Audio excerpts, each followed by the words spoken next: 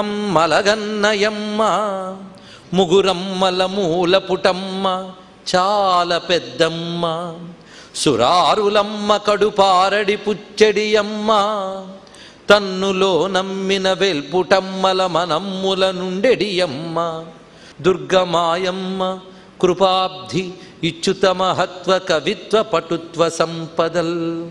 అవిద్య విద్య రెండు ఆవిడే. అది ఎందుకు వేగించింది? వాడు ఇంకా పచ్చిగా ఉన్నాడు కనుక, అంతే, ఇంకేం లేదు. అదేవిధంగా ఇక్కడ మనలో ఇంకా కర్మానుభవపు పచ్చి పోలేదు కనుక వేగిస్తుంది. కర్మక్షయమైందా మోక్షం ఇచ్చేస్తుంది. ఎప్పుడవుతుందో చెక్ చేసుకోవడానికి కాలం గరిట్లా పనికొచ్చింది. ఈ ప్రపంచంలో వార్త అంటే ఇదే అని చెప్తాడు మహాభారతంలో యక్షుడితో ధర్మరాజు చెప్పిన మాట ఇది. అందుకు పచతి ఇది వార్త.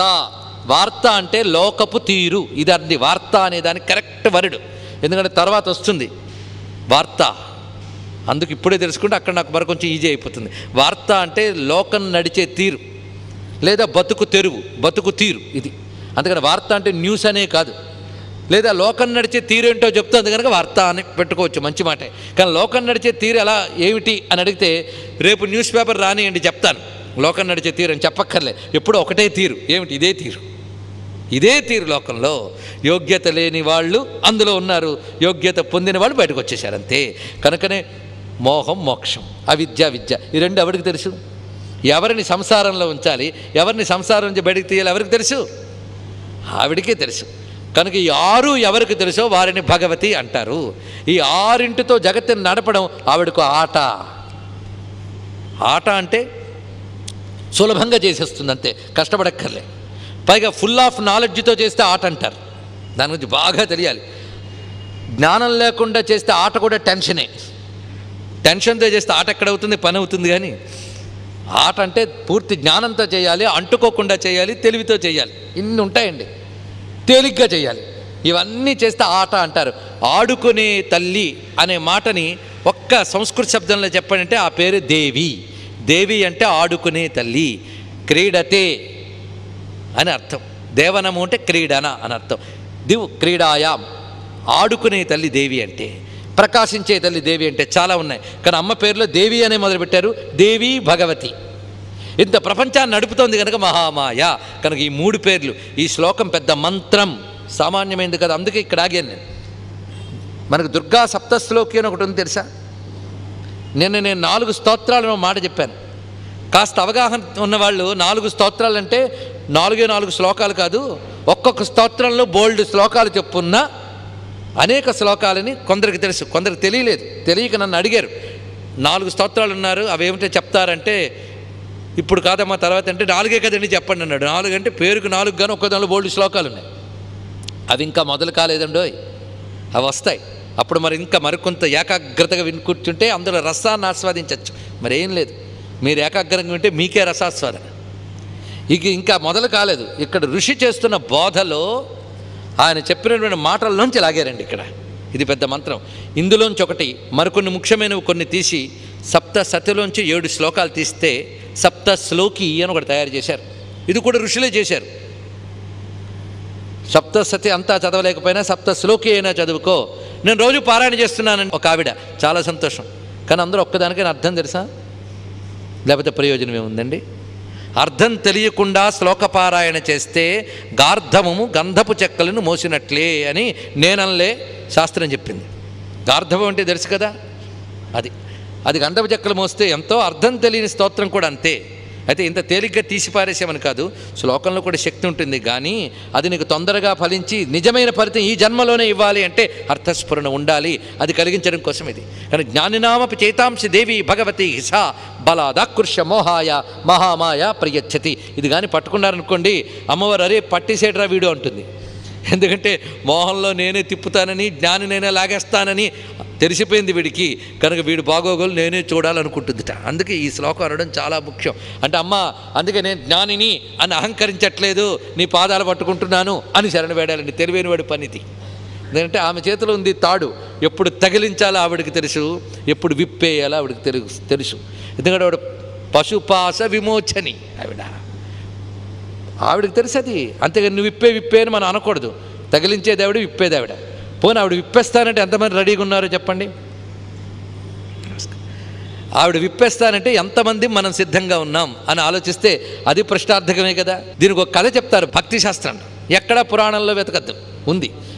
ప్రహ్లాదుడి ముందు నరసింహస్వామి ఒకసారి దర్శనమిచ్చి నీకేం వరం కావాలి అని అడిగట్ట. అడిగితే ప్రహ్లాదుడికి దయ ఎక్కువ, భక్తులకి దయ ఎక్కువ కదండి అని వెంటనే అన్నట్ట, మొత్తం ఈ ప్రజలందరికీ మోక్షం ఇచ్చి అన్నట్ట. మనం అంటూ ఉంటారు అందరినీ తరింపజేసి వచ్చు కదా అని, కూడదు అనడానికి ఇదే ఇక్కడ ఉద్దేశం. అర్హతలు లేవు, యోగ్యతలు లేవు. మొత్తానికి ప్రహ్లాదుడు ఈ మాట అన్నట్ట, ఏంటిని అందరికీ మోక్షం ఇచ్చే అన్నట్టు నరసింహస్వామితో. నేను ఇస్తాను కానీ ఎవరు రెడీగా ఉన్నారో అడుగు అన్నట్ట.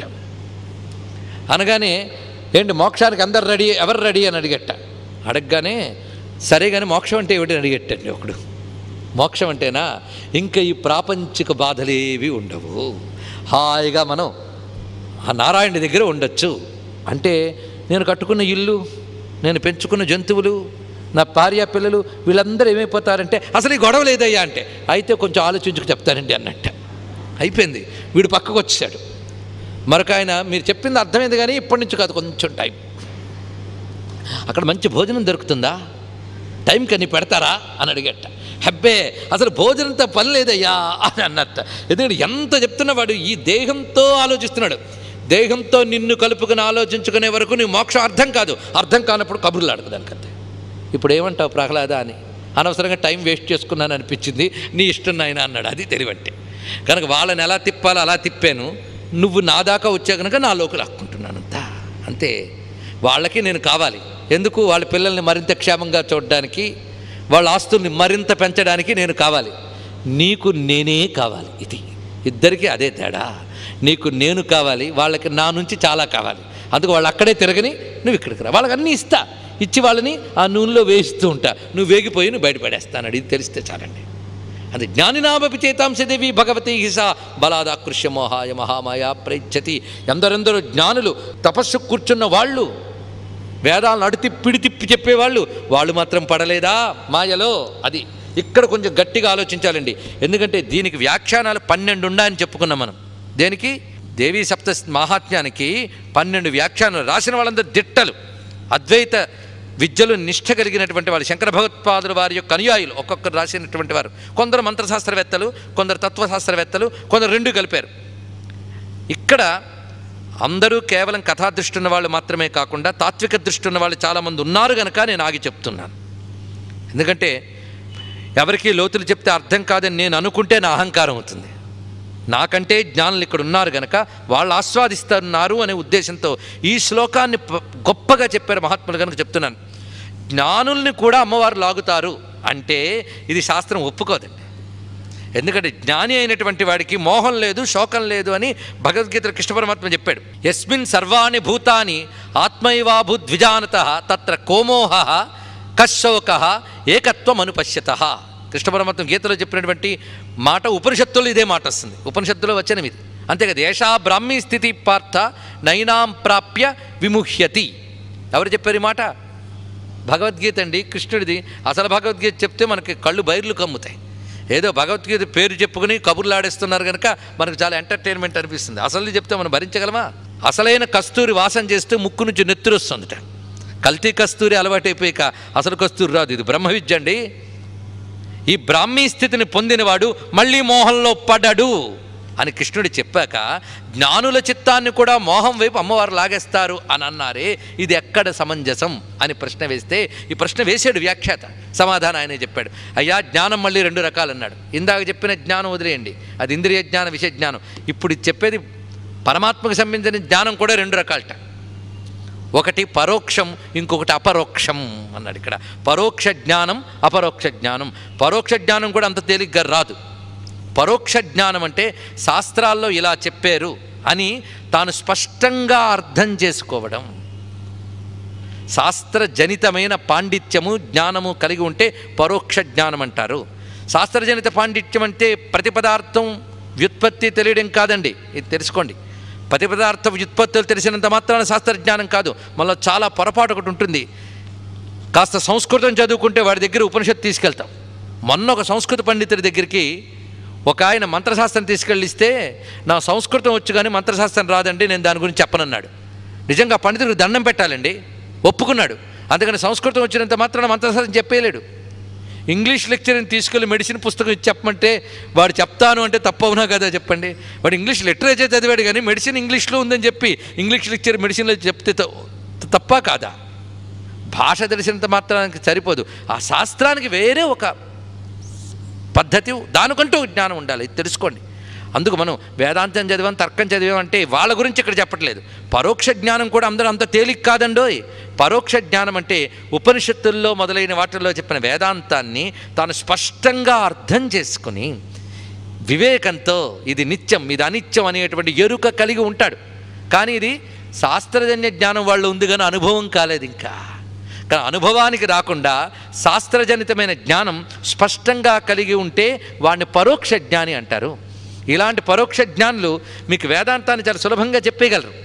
కానీ అలాంటి పరోక్ష జ్ఞానులనైనా ఈ మహామాయ లాగేస్తుంది. అంతేగాని అపరోక్ష జ్ఞానుల గురించి మాట అనలేదు.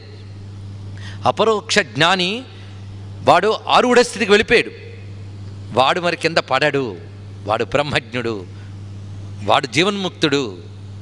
వాళ్ళు మళ్ళీ కింద పడరు. ఒక శంకర భగవత్పాదుల వారు, ఒక రమణ మహర్షి, వీరు జీవన్ముక్తులు అయిపోయారు. వాళ్ళు మళ్ళీ మాయ వైపు రారు. ఎందుకంటే ఈ తల్లే వాళ్ళని అక్కడ పెట్టింది. మళ్ళీ ఈ తల్లి దించుతుందా? దించదు. నువ్వు యోగ్యుడు వేయరాని వేగిన గారిని మళ్ళీ తీసి నూనెలో వేయరు కదా, అది గుర్తుపెట్టుకోండి. శంకర భగవత్పాదుల వారు అంటున్నమాట, శృతిశత నిగమంత శోధకానప్యః ధనాద్యభిదర్శనేన సజ్జ కలుషయతి చతుష్పదాజ్యభేదాత్ అఘటిత ఘటనా పటీయసి మాయా. గొప్ప మాట చెప్పారు. దీని అర్థం చూడండి. ఒక ఆయన మొత్తం వేదాంతాలన్నీ ఆపోజిషన్ పెట్టేట తిప్పి చెప్పగలడు అటు నుంచి. అలాంటి మహానుభావుడికి ఇంత వేదాంతం చెప్పారండి, నేను ఎక్కువ ఇచ్చుకోలేను, ఈ మాత్రమే తీసుకోండి అన్నట్ట.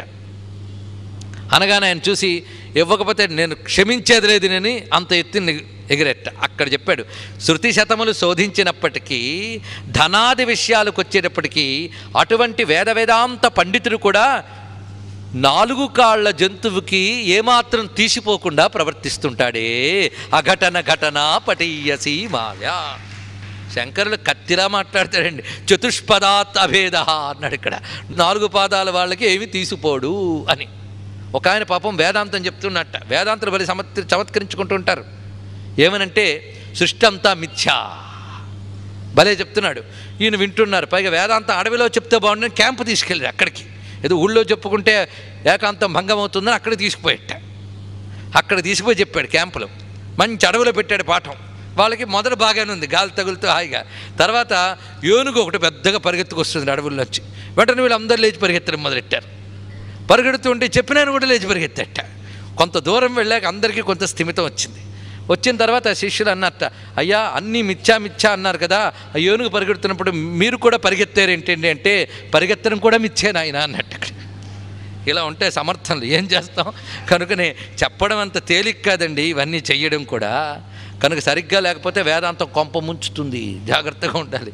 అందుకు ఆవిడ దగ్గర జాగ్రత్తగా ఉండాలి. నేను మోహం చేయించాను అని. ఒక ఆయన పాపం ఈ కర్మ మార్గాలు వినే ట్రాష్, వీటి వైపు వద్దు, జ్ఞాన మార్గం వైపు వచ్చేయండి అని 10 మందిని తిడుతూ ఉంటాట. కానీ సంధ్యావందనం చేసుకుని రావడం ఆలస్యమైందండి క్లాస్కి అన్నాడు ఒక శిష్యుడు. నిన్ను సంధ్యావందనం ఎవడు చేయమన్నాడు? కర్మ మార్గం అంతా చాలా నీచమైన సుమా, జ్ఞానంలోకి వచ్చాయన్నట్ట. ఇది భ్రష్ట మార్గం, ఇది జ్ఞాన మార్గం కాదు. ఇలాంటి వాళ్ళని మాయలో పడేస్తుంది అంతే. పరోక్ష జ్ఞానాన్ని తప్ప నిజమైన జ్ఞానం ఇలాంటి మాట్లాడు, అది తెలుసుకోవాల్సింది. ఈ విధంగా చెప్పి ఆ మహామాయ యొక్క తత్వాన్ని నిజానికి దేవీ మహత్వం అంత ఇంతేనండి. ఈ 4-5 శ్లోకాలు దేవీ మహత్వం. ఇది వీళ్ళకి అర్థం అవడం కోసం మిగిలిన కొన్ని 100 శ్లోకాలు చెప్పాల్సి వచ్చింది. ఎవరికి? సుమేధకి. ఇంకా మనలాంటి వాళ్ళకి చెప్పాలా? తయా విసృజితే విశ్వం త్రైలోక్యం సచరాచరం. ఆ మాయే ఈ సృష్టినంతటినీ నడుపుతోంది. ఇక్కడ ఉపనిషద్ వాక్యాలు లాగేస్తున్నారు చూడండి. సైషా ప్రసన్నా వరదా నృణాం భవతి ముక్తయే సా విద్యా పరమాముక్తేర్ హేతుభూతా సనాతని. ఆ మహామాయ అందరినీ మాయలో తిప్పేస్తుంది అన్నారు కదా, అటువంటి ఆ తల్లిని ఎందుకు పట్టుకోవాలండి అంటే, ఆవిడ ప్రసన్నురాలైపోతే ముక్తి ఇచ్చేస్తుంది. ఆవిడ నీ ఎడల ప్రసన్నురాలైపోతే నీకు ముక్తి లభిస్తున్నది. సా విద్యా పరమాముక్తే హేతుభూత. ముక్తికి హేతుభూత అయిన విద్య ఆవిడే సుమా. ఆవిడే సంసార బంధ హేతుశ్చ శైవ సర్వేశ్వరేశ్వరి. తగిలించింది ఆవిడే, విప్పేది ఆవిడే. ఇది బాగుంది కదా. కనుక ఎవరు తగిలించారో ఆవిడని అడిగితే విప్పేస్తుందని చెప్తోంది కనుక సంసారహి బంధహేతుశ్చ శైవ సర్వేశ్వరేశ్వరి, ఆవిడే సంసార బంధహేతువు అని చెప్పగానే భగవాన్ కాహిసాదేవి, మళ్ళీ భగవాన్ రాజు అంటున్నాడు, నువ్వు అన్నావే మహామాయ అని, ఆవిడేమిటి, ఆవిడ యొక్క కథ ఏమిటో మాకు చెప్పండి. ఇప్పుడు మొదలెట్టారండి. ఆవిడ కథ ఏమిటి, ఆ మహామాయ ఎవరు, ఎలా వచ్చింది, ఎలా నడుపుతోంది ఈ ప్రపంచం, ఆవిడ గురించి చెప్పండి. ఇప్పుడు సబ్జెక్టు ఆవిడ వల్ల నడుపుతున్న ప్రపంచం గురించి మానివేసి ఆవిడ గురించి తెలుసుకోవాలనుకున్నారు. చూడండి, ఇప్పుడు జాగ్రత్తగా వస్తున్నామా రూట్లోకి. ఎంతవరకు ఆవిడ చేత నడపబడుతున్న ప్రపంచంలో ఉన్న విషయాల గురించి ఆలోచించిన మేధావులు ఇప్పుడు ఈయన చెప్పిన మాటల బట్టి, బోధ బట్టి ఆవిడేమిటి అన్నారు. ఆవిడేమిటి అని మఠం వేసి కూర్చోవడం వల్ల వీళ్ళు ఎంత చక్కగా బాగుపడ్డారు. చూడండి, యత్ స్వభావ చ సా దేవి యత్ స్వరూప యదుద్భవ, ఆవిడ స్వభావం ఏమిటి, ఆవిడ స్వరూపం ఏమిటి, ఆవిడ ఎలా వస్తుంది, ఇది మనకు కావాలి, అంతే కదా. తత్సర్వం శ్రుతుమిచ్చామి త్వత్తః, నీ నుంచి మాత్రమే వినాలనుకుంటున్నాం అంటూ ఇక్కడ ఒక సంబోధన చేశారండి. ఈ సంబోధన బ్రహ్మవిదాంవర, గొప్ప సంబోధన. అంటే బ్రహ్మవేత్తలలో శ్రేష్ఠుడా, గొప్ప మాట ఇది. బ్రహ్మవేత్తల్లో శ్రేష్ఠుడవైన వాడా మాకు చెప్పు. ఈ మాట ఎందుకు అడిగారు, ఇది ఆలోచించవలసిన అంశం. ఆ సంబోధనలు పట్టుకోవాలి. భగవాన్ మొదటి సంబోధన, బ్రహ్మవిదాంవర చివరి సంబోధన. బ్రహ్మవేత్తల్లో శ్రేష్ఠుడైన ఆయన్ని అడిగారు అంటే ఏమడుగుతారు? బ్రహ్మ విద్యావేత్తని అడిగితే ఏమడుగుతారండి? బ్రహ్మ విద్య. దాని పెద్ద ఆలోచన ఉంది. సంగీతకారుడి దగ్గరికి వెళితే సంగీతం గురించి అడుగుతాం, ఆయన దగ్గర మందుల గురించి మాట్లాడతారా? బ్రహ్మ విద్యావేత్తని బ్రహ్మ విద్య అడుగుతారు. కనుక బ్రహ్మవిదాం వర అనడంలోనే బ్రహ్మవేత్తల్లో శ్రేష్ఠుడైన మహానుభావ ఆవిడ గురించి చెప్పు అంటే ఇందులో చెప్పబడుతున్నదంతా బ్రహ్మ విద్యయే అని స్పష్టమైపోతుందా లేదా? అయితే ఎప్పుడు చెప్పాడు ఆయన? వీళ్ళు ఎంతకాలం వాళ్ళల్లో వాళ్ళు కూర్చుని డిస్కస్ చేస్తుంటే ఆయనకి ఏం కలగజేసుకోవాలి. ఆశ్రమానికి వస్తే తిండి పెట్టాడు, ఉండడానికి చోటు ఇచ్చాడు, హాయిగా తిరగండర్రా అని స్వేచ్ఛ ఇచ్చాడే కానీ జ్ఞానం ఇవ్వలేదు. చూడండి, ఇక్కడ గురువైన వాడు నిజమైన తపనతో నువ్వు ప్రశ్నిస్తే కానీ జ్ఞానం ఇవ్వడు. అసలు ఈ అధ్యాయమే చాలా ప్రధానమండి. కొంతమంది అనుకుంటారు మొదటి అధ్యాయం తర్వాత అసలు అమ్మవారి కథలు వస్తాయి కదా అప్పుడు విందామని. ఇది వినకపోతే సరిగ్గా వినే అర్హత ఉండదు మనకు. అందుకే ఇది చాలా ప్రధానమైన అర్థం. ఏం భగవత్కథలు అంటే కాలక్షేపం అనుకుంటున్నామా, ఎంటర్టైన్మెంట్ అనుకుంటున్నామా? ఎప్పటికీ మనకు సీరియస్నెస్ వస్తుంది భగవద్ విషయంపై. మీరు అలా చెప్పేయండి, మేము ఇలా వినేస్తాం, మాకు తరించిపోతామంటే కాదు ఇక్కడ. అందుకే మహానుభావుడు అది ఆశ్రమం అయినప్పటికీ తిండి పెట్టాడు, చోటిచ్చాడు, కానీ జ్ఞానం ఇవ్వలేదు. ఆశ్రయిస్తే తిండిస్తారు కానీ జ్ఞానం ఇవ్వరు మహాత్ములు. మరేమిస్తారు? వాళ్ళ కాళ్ళ మీద పడితే కానీ చెప్పకూడదండి జ్ఞానం, గుర్తుపెట్టుకోండి. తద్విద్ధి ప్రణిపాతేన పరిప్రష్టేన సేవయ ఉపదేక్షంతి తే జ్ఞానం జ్ఞానినస్తత్వదర్శిభిః. ఉందా లేదా? కృష్ణ పరమాత్మ గీతలో చెప్తున్నాడు, తద్విద్ధి ప్రణిపాతేన పరిప్రష్టేన సేవయ. శరణు వేడి పరిప్రష్టవై, కాలక్షేప ప్రశ్న కాదు, తీవ్రమైన తపనతో, తరించాలన్న తపనతో అడుగు. అడిగితే అది ఎవరిని అడగాలి?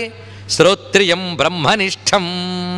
ఉపనిషత్తు చెప్తోంది, శ్రోత్రియుడు బ్రహ్మనిష్ఠుడైన మహాత్ముని వద్దకు వెళ్ళి శరణముపగమ్య, శరణ వేడాలి ఆయన దగ్గరికి వెళ్ళి. అప్పుడు వారు జ్ఞానం చెప్తారు. వెళ్ళే పద్ధతి అది. ఉపనిషత్తు అలాగే ప్రారంభమవుతుంది. ఇలా చెయ్యు, వాళ్ళు నిన్ను బోధిస్తారు, ఆ ఉపదేశించిన దాన్ని మననం చేయి, తరించిపోతావు. వాళ్ళ ద్వారా శ్రవణం చేయి, శ్రవణం చేసిన దాన్ని మననం చేయి, మననం చేసిన దాన్ని నిలబెట్టుకో. ఈ మూడే సాధనలు, శ్రవణం, మననం, నిధిధ్యాసనం, ఈ మూడు చేసుకో. ఎలా ఉపనిషత్తు చెప్పిందో అలాగే మొదలైంది. బ్రహ్మసూత్రాల్లో మొదటి సూత్రం దేవీ మహాత్మ్యంలో మొదటి అధ్యాయం, అథాతో బ్రహ్మ జిజ్ఞాస. బ్రహ్మము ఏమిటో తెలుసుకోవాలనే తపన అది వీళ్ళల్లో కలిగి ఆయన ఆశ్రయించితే ఆయన చక్కటి ఉపమానాలతో సూచన ఇస్తే సూచన కాస్త వాళ్ళల్లో గట్టి వేదనగా, తపనగా మారిపోయింది. దానితో ఇప్పుడు మొదలు పెడుతున్నాడు ఈయన. ఆమె ఎవరో చెప్పమన్నాడు కదా, ఆమె ఏమిటో చెప్తున్నాడు. ఇక్కడ చెప్పబడుతున్నవి 3 శ్లోకాలు. ఈ 3 శ్లోకాలు బాగా అర్థం చేసుకుని అమ్మ అర్థమవుతుంది. ఇప్పుడు కూడా అర్థమైపోయింది. ఆవిడే ప్రపంచంలో మోహంలో తిప్పుతుంది, ఆవిడే మోహాన్ని పోగొట్టేది ఆవిడే. మోహంలో తిరుగుతున్న మనకి సుఖము దుఃఖము ఉంటూ ఉంటాయి. మోహంలో ఆవిడే తిప్పుతోంది కనుక నీకు నిజంగా ఇంకా ఈ సుఖాలు అవసరమైతే ఆవిడ నీకు బాధ కలిగించకుండా సుఖాన్ని ఇవ్వగలదు. ఇది చూడండి, బాధ కలిగించకుండా సుఖాన్ని ఇవ్వగలదు. కాదు ఈ సుఖ దుఃఖాలన్నీ టెంపరీ, నాకు కావాల్సిందే అమ్మ ఒడే అని అంటే అప్పుడు ఇవన్నీ తీసి మోక్షం ఇవ్వగలదు. కనుక ఇక్కడున్నా అక్కడున్నా ఆమె కావాలి, అమ్మ కావాలి. ఇది మనకి దీని ద్వారా తెలిసిన ఒక మహావిషయం. ఆవిడకి అవసరమైతే మోహం ఉంచుతుందండి, ఉంచాలో తీసేయాలి నువ్వెవడి చెప్పడానికి. మోహం తీసే అని అడక్కు, నీకేం అవసరం ఆవిడ చూసుకుంటుంది. ఆవిడ శరణు వేడంతే. నీకెంత కర్మ ఉందో నీకేం తెలుసు? ఏదో పెద్దల యొక్క అనుగ్రహం వల్ల ఆమెను శరణు వేడాలని బుద్ధినికి వచ్చింది కదా, బుద్ధితో పాదాలు పట్టుకో. యథాయోగ్యం తథాకురు. నేను తెలివి తక్కువ వాడే అన్నాడా మహానుభావుడు. మత్సమ పాతకీ నాస్తి పాపగ్ని త్వత్సమ అని ఏవం జ్ఞాత్వా మహాదేవి యథాయోగ్యం తథాకురు. ఏం తెలివైన శ్లోకం అండి, యథాయోగ్యం తథాకురు అంతే. కానీ మనల్ని ఎలా రక్షించాలో మనమే వాళ్ళకి చెప్తే ఏమైనా బాగుంటుందండి. మనం డాక్టర్ దగ్గరికి వెళ్ళి మనమే ప్రిస్క్రిప్షన్ రాసిచ్చి ఇది వాడొచ్చా అని అడిగితే ఎలా ఉంటుంది? అలా ఉంటుంది. నీ జబ్బు ఏమిటో వాడు చూసుకుంటాడు. శరణు వేడు. ఒక డాక్టర్నే నమ్మావు, అమ్మని నమ్మడానికి ఏమైంది ఇక్కడ? ఆ తల్లిని నమ్ము, ఆవిడ తప్పకుండా నీకు చూపించగలదు. అదే ఇక్కడ పరిష్కారం చూపిస్తున్నాడు. తగిలించేది ఆవిడ, విప్పేది ఆవిడ అన్నప్పుడు ఆవిడనే పట్టుకో. అవసరమైతే ఉంచుతుంది, లేకపోతే తీస్తుంది. అయితే ఉంచినప్పుడు బిగుసుకుపోకుండా ఉంచుతుంది. అది సంసారంలో నీ కోరికలు తీర్చుతున్నా దానివల్ల నువ్వు చెడిపోకుండా మరింత పడిపోకుండా పైకి లాగగలదు. కోరికలు తీర్చుతూనే ఉంటుంది, నీకు కావలసిన ఐక్య సంపదలు ఇస్తూనే ఉంటుంది. నువ్వు పతనమైపోకుండా వివేకం కలిగిస్తూ మహాత్ముల సాంగత్యం ఇచ్చి మోక్షం కూడా ఇస్తుంది ఆ తల్లి. ఇది చాలా బాగుంది కదా. అందుకే ఈ సంసారంలో నిన్ను ఎలా ఉంచుతుందంటే నెక్కటై కట్టుకున్న వాడిని ఉంచినట్టు ఉంచుతుందండి. నెక్కటై తెలుసు కదా మనకి, పడమటి వాడి వల్ల అలవాటే ఒక మంచి అలవాటు నెక్టై. అది గట్టిగా బిగిస్తే నెక్ ఉండదు, అసలు తీసేస్తే టై ఉండదు. కనుక అది ఎలా ఉండాలి? గట్టిగా బిగుసుకోకూడదు, పూర్తి వదులుగా ఉండకూడదు. ఉంటేనే నువ్వు వ్యవహారం సరిగ్గా చేసుకోగలవు. కనుక ప్రాపంచిక వ్యవహారాలకు కూడా ఈ పాశం అలా ఉంటే పర్వాలేదు. కనుక అది ఎంత లూజులో ఉంచుతుంది, అవసరమైనప్పుడు తీసేస్తుంది. అంతే కదా.